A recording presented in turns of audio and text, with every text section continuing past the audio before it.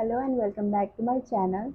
So today I am here with another session where I will discuss number series in Excel. So if you are new to my channel, then myself Jasmine, your educator for computer science. Okay. So today I am here with number series. Number series.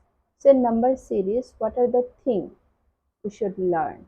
First of all, what is number series? That means serially তোমালোকে কি কৰি আছা numbers বিলাক ইনসাৰ্ট কৰিব লাগে হয়নে নহয় roll number যেনে ধৰা ৰোল নাম্বাৰৰ হওক কোনোবা এটা কোম্পানীৰ ধৰা সিৰিয়েল নাম্বাৰ হওক সো সেইবিলাক আমি এন্টাৰ কৰিবলগীয়া হয় সো আমি যদি ম্যানুৱেলি বা ইউজিং কিবোৰ্ড এই কামটো কৰোঁ তেতিয়াহ'লে কেনেকুৱা ধৰণৰ অসুবিধাৰ আমি সন্মুখীন হ'ব পাৰোঁ যেনে ধৰা মই 10 টাইপিং কৰিলোঁ পাহৰতে মই আকৌ এবাৰ 10 টাইপিং কৰিলোঁ 11 কৰিলোঁ 12 13 কৰিলোঁ হয় নহয় first of all duplicate data এটা এন্ট্ৰি হৈ গ'ল 10 দুবাৰ এন্ট্ৰি হৈছে তাৰপিছত এইটো এটা কি হয় টাইম কনজিউমিং টাস্ক হয় টাইম কনজিউমিং টাস্ক হয় সো এই টাইম বচাবৰ কাৰণে আজিকালি আমাৰ সময়ৰ বহুত মূল্য হয়নে নহয় সো আমি সময় বচাবৰ কাৰণে সহজতে কামখিনি কৰিবৰ কাৰণে ভুল নহবৰ বাবে আমি কি কৰিব লাগিব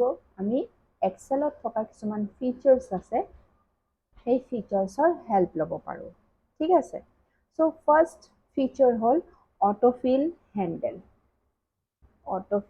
অটোফিলৰ হেল্প ল'ব পাৰোঁ সেকেন্ড অপশ্যন হ'ল আমি সিৰিজ ডায়লগ বক্সৰ হেল্প ল'ব পাৰোঁ আৰু থাৰ্ড হ'ল আমি ফৰ্মুলা ইউজ কৰিব পাৰোঁ ফৰ্মুলা ইউজ কৰি এই সেম কাম কৰিব পাৰোঁ বুজি পাইছা সো এই তিনিটা মেথড ইউজ কৰি পেলাই আমি নাম্বাৰ সিৰিজৰ কাম কৰিব পাৰোঁ নাম্বাৰ সিৰিজৰ কামখিনি সহজতে আমি কৰিব পাৰোঁ সো আমি এতিয়া এটা এটাকে বুজি লওঁ এতিয়া চাওক অটোফিল হেণ্ডেল হয় যদি আমি অকল ওৱান টাইপ কৰিছোঁ যদি ওৱান টাইপ কৰিছোঁ তেতিয়াহ'লে কি হ'ব তেতিয়াহ'লে সিলেক্ট কৰি পেলাই যেতিয়া তুমি অটোফিল হেণ্ডেল মানে তুমি সিলেক্ট কৰাৰ পিছত এই যে বটম ৰাইটত যে স্কুৱেৰ এটা দেখা পোৱা গৈ আছে তাতে যেতিয়া মাউচৰ কাৰ্চাৰডাল লওঁ প্লাছ আইকন এটা আহি আছে তাৰপিছত ড্ৰেগ এণ্ড ড্ৰপ কৰি আছোঁ অট'মেটিকেলি ফিল কৰি আছোঁ যদি আমি ছিংগল ভেলু এটা লৈ পেলাই অটোফিল হেণ্ডেল কৰোঁ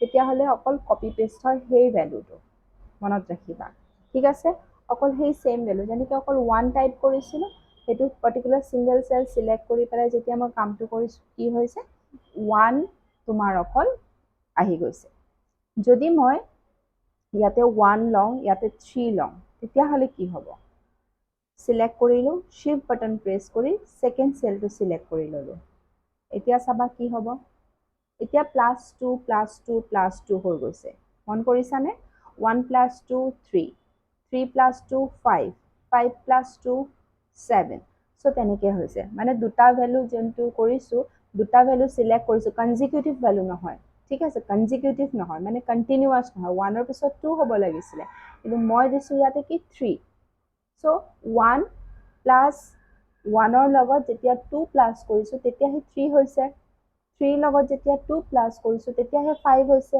5ৰ লগত 2 প্লাছ কৰিছোঁ 7 হৈছে আৰু এটা এক্সাম্পল চাওঁ 1 দিছোঁ ইয়াতে 4 দিছোঁ এতিয়া তোমালোকৰ হিচাপত কি হ'ব লাগে ইয়াতে 1 + 3 হয়নে নহয় 1 + 3 = 4 সো আমি সিলেক্ট কৰোঁ 1 শিফ্ট বাটন প্ৰেছ কৰিলোঁ 4 সিলেক্ট কৰিলোঁ এতিয়া নেক্সট ভেলু কি হ'ব 7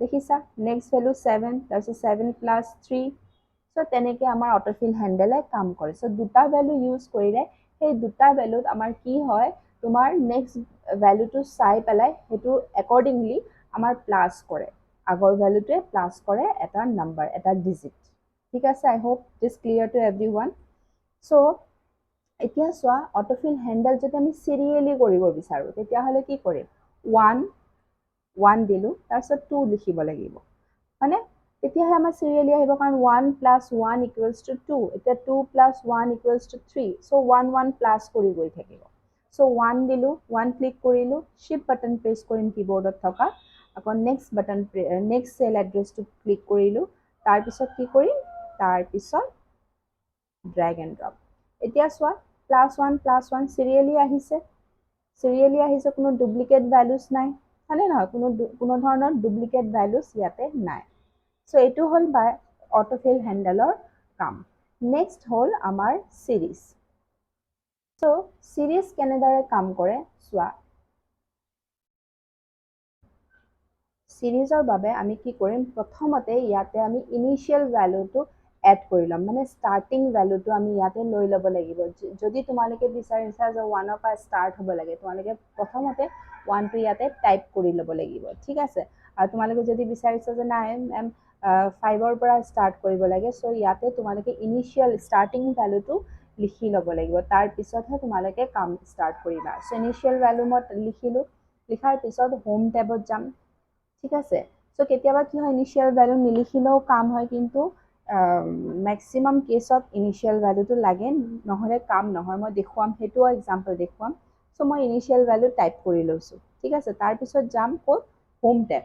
হোম টেবত যোৱাৰ পিছত তাৰ আণ্ডাৰত থকা ৰিবন এৰিয়াত, এইটো এৰিয়াত কি বুলি কোৱা হয়, এই সম্পূৰ্ণ এৰিয়া, কমপ্লিট এৰিয়াটোক কোৱা হয় ৰিবন। এই ৰিবন এৰিয়াত থকা গ্ৰুপছবিলাকৰ ভিতৰত এডিটিং গ্ৰুপত তোমাৰ সিৰিজত যাব লাগিব। এডিটিং গ্ৰুপত গৈ ফিল সিৰিজত কৰাৰ পিছত তুমি ৰ' ৱাইজ ডেটা এণ্ট্ৰি কৰিব বিচাৰিছা নে কলম ৱাইজ ডেটা এণ্ট্ৰি কৰিব বিচাৰিছা। ৰ' মানে এইবিলাক 1 2 3 4 এইবিলাক হ'ল ৰ', আৰু কলম কোনবিলাক ABCD এইবিলাক হ'ল কলম। সো মই কেনেকৈ এণ্ট্ৰি কৰিম, কলম ৱাইজ। সো মই চিলেক্ট কৰিম কলম। সো আমাৰ ষ্টাৰ্টিং ইনিশিয়েল ভ্যালু মই ইয়াত পুট কৰিছোঁ। ষ্টেপ ভ্যালু কি হয়, ষ্টেপ ভ্যালু মানে এইমাত্ৰ মই যে কৈছিলোঁ প্লাছ কৰি গৈছে যে, মানে 1ৰ লগত 1 প্লাছ কৰিব। যদি মই ষ্টেপ ভ্যালু ইয়াতে 2 দিওঁ, চোৱা কি হ'ব, 1ৰ লগত 2 প্লাছ কৰিব, ষ্টেপ ভ্যালু 2 আপ টু 14, ঠিক আছে? কাৰণ মই ইয়াতে 14 লৈকে লৈছোঁ, সেইকাৰণে এইটো এক্সাম্পল 14 লৈকে দিলোঁ। সো তোমালোকে চাবা এতিয়া কি হয়, 1 + 2, সো 1 + 2 3, 3 + 2 5, সো তেনেকে +2 কৰি গৈছে। গম পালানে? গম পাইছা? এতিয়া ধৰা মই ইনিশিয়েল ভ্যালু যদি নিদিওঁ তেতিয়া কি হয় চাওঁ, কাম কৰে নে নাই। আকৌ যাওঁ, ষ্টেপ ভ্যালু ল'লোঁ, তাৰপিছত ধৰা মই কাম কৰা নাই, দেখিছানে? সো ইনিশিয়েল ভ্যালু তোমালোকে লৈ ল'বা, ষ্টাৰ্টিং ভ্যালু ল'বা, তাৰপিছত ক'ত যাবা, হোম টেবৰ এডিটিং গ্ৰুপত যাবা। এডিটিং গ্ৰুপত গৈ পেলাই তোমালোকে ভ্যালুজ এণ্ট্ৰি কৰিবা। সো ইয়াতে আৰু এটা বেনিফিট হয়, তুমি এই ড্ৰেগ এণ্ড ড্ৰপ কৰিলেও ধৰা ফৰ এক্সাম্পল 1000 2000 বা 5000 ডেটা এণ্ট্ৰি কৰিবলগীয়া হৈ আছে, নাম্বাৰ চিৰিজ নাম্বাৰ এণ্ট্ৰি কৰিবলগীয়া হৈ আছে। সো কিমান ড্ৰেগ এণ্ড ড্ৰপ কৰিবা, কিমান দূৰলৈকে টানিবা। সো এই সিৰিজ ডায়লগ বক্স ইউজ কৰিলে কি হয়, তোমাৰ সহজতে কামটো হৈ আছেনে নাই? তুমি জাষ্ট ইয়াতে ষ্টপ ভ্যালু ধৰা মই 1000 দি আছোঁ, 1000 ষ্টপ ভ্যালু মানে 1000ত গৈ পেলাই ষ্টপ হ'ব, আৰু 1ৰ লগত 1 প্লাছ কৰি গৈ থাকিব। ক্লিয়াৰ? সো এতিয়া চোৱা 1000 লৈকে তোমাৰ ডেটা আহি গ'ল।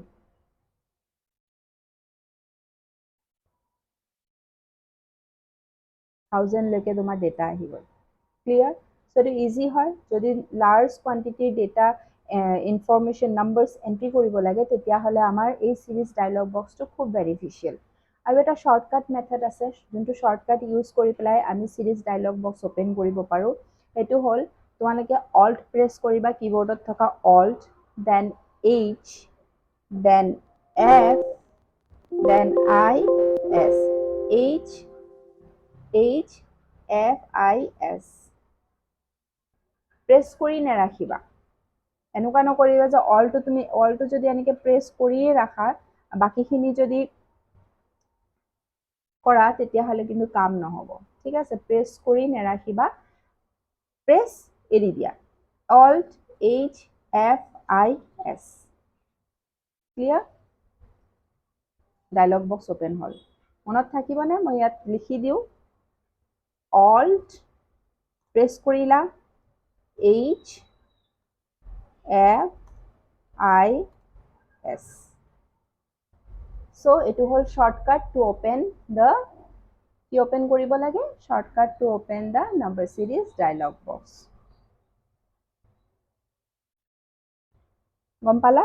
অল্ট প্ৰেছ কৰি ল'বা, তাৰপিছত HFIS মনত ৰাখিবা। সো এইটো হ'ল সিৰিজ ডায়লগ বক্সৰ কাহিনী নেক্সট আহিলে আমাৰ ফৰ্মুলাত ফৰ এক্সাম্পল ইনিচিয়েল ভ্যালু মই 1 লৈছো এতিয়া 1ৰ লগত 1 প্লাস কৰিলেহে মোৰ 2 হ'ব তাৰপিছত 2ৰ লগত 1 প্লাস কৰিলে 3 হ'ব হয়নে নহয় সো ইয়াতে তুমি কি কৰিবা যিকোনো তুমি সাম ফাংচন লৈ পেলাই কৰা বা তুমি ফৰ্মুলা লৈ সো ইয়াতে আমি ফাংচন ল'ব নোৱাৰো ইয়াতে আমি ফৰ্মুলাৰ ইউজ কৰিব লাগিব যেহেতু অকল এটা সেল এড্ৰেছ লৈ আছো হয়নে নহয় গতিকে sum function within a range কাম কৰে কিন্তু আমাৰ সাম ফাংচন কি আছিলে equal to sum bracket so আমাৰ ফাৰ্স্ট নাম্বাৰ মানে ইনিশিয়াল ফাৰ্স্ট সেল এড্ৰেছ তাৰপিছত আমাৰ লাষ্ট সেল এড্ৰেছ ইয়াতে কি আহিব ফাৰ্স্ট সেল এড্ৰেছ তাৰপিছত last cell address last cell address bracket close কৰি দিবা এন্টাৰ কৰাৰ লগালগ সাম ফাংচনে কাম কৰিব কিন্তু ইয়াতে চোৱা আমাৰ আমি ফৰ্মুলাহে ইউজ কৰিম কিয় কাৰণ আমি এটা সেল এড্ৰেছ লৈ কাম কৰিম এইটো 1 কোনটো সেল এড্ৰেছত আছে D3 ত আছে হয় নহয় সো ইয়াতে আমি কি কৰিম ইকুৱেল টু D3 তাৰমানে D3 ত থকা যোনটো ভ্যালু 1 হক 2 হক তুমি যি এন্ট্ৰি কৰিছা হেতু ললো আমি লোৱাৰ পিছত সেই ভ্যালুৰ লগত প্লাস 1 কৰিবা যদি তোমাৰ 2 কৰিব লাগে প্লাস 2 কৰি গলে কি হ'ব মই অলপ আগত দেখুৱাইছিলো প্লাস 2 যদি হয় 1ৰ পিছত 3 আহিব 3ৰ পিছত 5 আহিব হয়নে নহয় সো আমাক এতিয়া কি লাগে সিৰিয়ালি নাম্বাৰ কনজিকিউটিভ ভ্যালুজ লাগে সো আমি কি কৰিলো 1 + 1 মানে 1 আমিতো তোমালোকে ভালদৰে জানা যে এক্সেলত আমি নিউমেৰিক ভ্যালু লৈ পেলাই ফৰ্মুলা নিলিখো আমি সেল এড্ৰেছ লৈ পেলাইহে আমি ফৰ্মুলাজ বনাও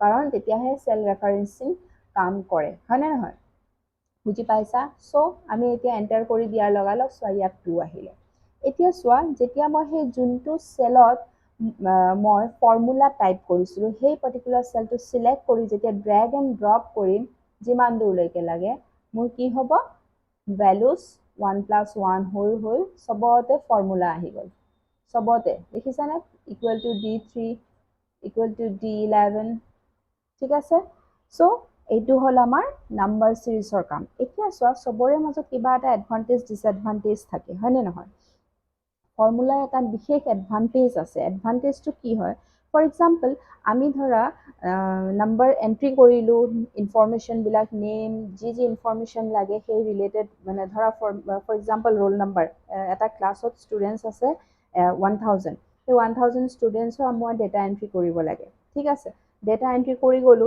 কিন্তু মাজতে 3-4 জন স্কিপ হৈ গল মিস হৈ গল এতিয়া মাজতে যদি মই এন্ট্ৰি কৰো ফৰ এক্সাম্পল মই ৰোল নাম্বাৰ 4ত বেলেগৰ ইনফৰমেশন দি থৈ দিছো কিন্তু বেলেগ এটা আহিব লাগিছিল সো মই কি কৰিম নিউ এটা ৰো ইনসাৰ্ট কৰিম ইয়াতে 4th ৰো ইনসাৰ্ট কৰিম সিমিলাৰলি ইয়াতে আৰু এটা ইনফৰমেশন ৰখি গল ঠিক আছে এনেকে মাজে মাজে কিবা কিবি ইনফৰমেশন ৰখি গল কাৰবাৰ স্কিপ হৈ গল সো এই স্কিপ হোৱাখিনি যদি মই এন্ট্ৰি কৰিব লাগে যদি মই অটোফিল হ্যান্ডেল লওঁ ঠিক আছে যদি অটোফিল হ্যান্ডেল লওঁ তেতিয়া হলে ধৰা মই অটোফিল হ্যান্ডেলত কি আছিলে দুটা সেল কনজিকিউটিভ সেল এড্ৰেছক আমি সিলেক্ট কৰিব লাগিব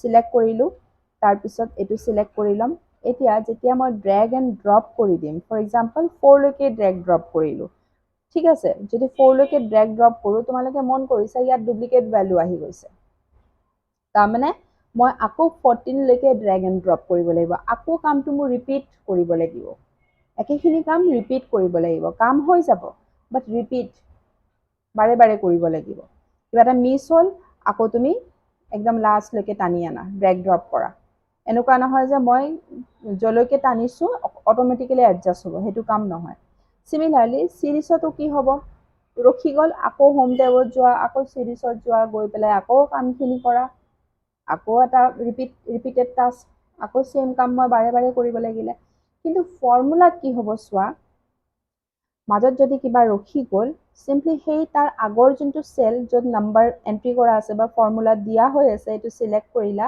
মনত ৰাখিবা ইয়ালৈকে যদি মই ড্ৰেগ কৰো অকল ব্ল্যাঙ্ক স্পেস লৈকে তেতিয়া হলে কি হ'ব চোৱা ৰিপিট হ'ব মনত ৰাখিবা তেতিয়া হলে কিন্তু ৰিপিট হ'ব কিন্তু ইয়াতে আমি কি কৰিব লাগিব সিলেক্ট কৰি জলৈকে আৰু এটা ফৰ্মুলা দিয়া হৈ আছে মানে 4 1 আৰু 3 আৰু 4ৰ মাজত আমি এন্ট্ৰি কৰিছো হয়নে নহয় একদম সেই চেল এড্ৰেছ এণ্ট্ৰি ব্লেংকৰ আগৰ ফাৰ্ষ্ট প্ৰিভিয়াছ চেল এড্ৰেছ আৰু ব্লেংকৰ নেক্সট চেল এড্ৰেছটো চিলেক্ট কৰিব লাগিব।